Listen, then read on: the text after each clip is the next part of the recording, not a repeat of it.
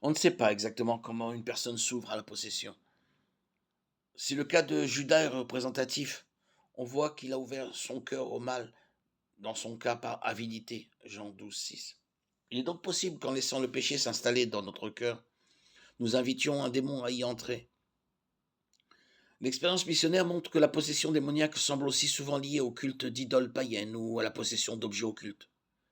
Les Écritures soulignent régulièrement le fait qu'adorer des idoles revient à adorer des démons. Lévitique 17,7, Deutéronome 32,17, Psaume 103,37, 1 Corinthiens 10,20.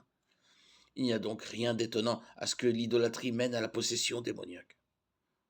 En se basant sur les passages des Écritures et sur l'expérience missionnaire que beaucoup de personnes ouvrent, consciemment ou non, leur vie aux démons par leur péché ou leur implication dans des activités occultes.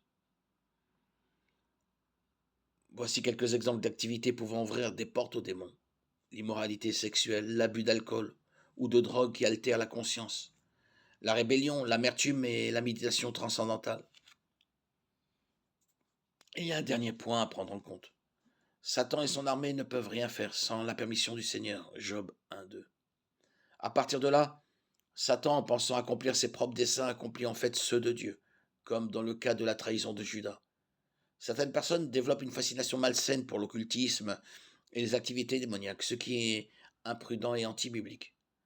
Si nous suivons Dieu, nous revêtons de son armure et comptons sur sa force, Éphésiens 6, 10, 18, alors nous n'avons rien à craindre des puissances spirituelles mauvaises, car Dieu est souverain sur toutes choses.